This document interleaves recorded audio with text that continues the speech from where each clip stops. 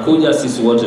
Thutha wa mieri mĩingĩ ya mũtongoria wa kĩama kĩa DCP Rigathĩ wa Gachagua gũkorwo akĩyatata atĩ gĩtaro kĩa gatagatĩ nĩ kĩeheririo nyiti mbaru wakĩo harĩ president Ruto, ũrĩa watinda thome-inĩ wa ũteti wa Gachagua, arauga gũtirĩ hĩndĩ angĩtĩkĩra gũtunyũkithio Nyamere kanua.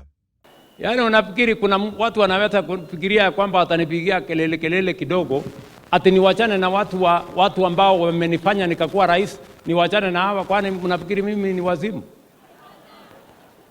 Haiwezekani hiyo. Watafute kazi nyingine ya kufanya, mimi niko hapa na tutakutana na hawa hapa.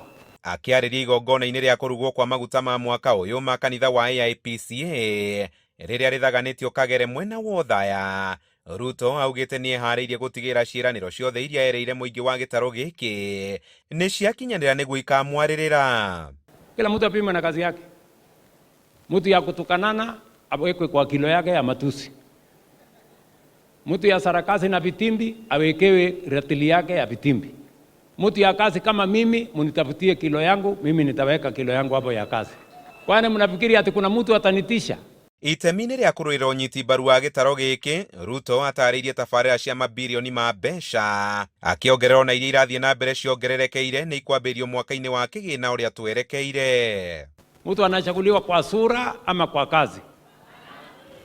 Anachaguliwa kwa matusi ama kwa kazi? Anachaguliwa kwa porojo na propaganda ama kwa kazi?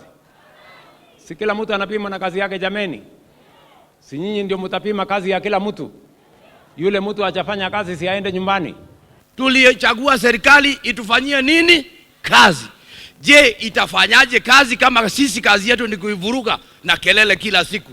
Tuache wale wanataka kupinga serikali waendelee, lakini wananchi tuachie serikali nafasi itende kazi tuliyoipatia ambao ni faida kwetu. Atongoria arĩa mekumagaranĩtie na Ruto magĩkaya gũcokereria kwa njohi cia ibango na iria cia ngungo gĩtaro-inĩ kĩa gatagatĩ na njĩra nene, makĩũria president kũmateithia kũhĩtana na kĩng'ũki gĩkĩ kĩrĩa gĩcokereirie kuoha mbeũ njĩthĩ. Watoto wetu wameisha juu ya pombe. Sisi wa mama hata kuzaa saa zingine inakuwa gumu juu vijana wamerewa na pombe sana. Si ni kweli wa mama? Your Excellency, tunakuomba tupiganie maneno ya pombe. Hii pombe haramu, kama tunaweza patia watoto wetu, vijana wetu alternative, wawe na SACCOS, wafanye biashara kama hao vijana wa Mahiga ama hao wanakuza vitunguu pale Kieni, hiyo maneno ya pombe tutaimaliza.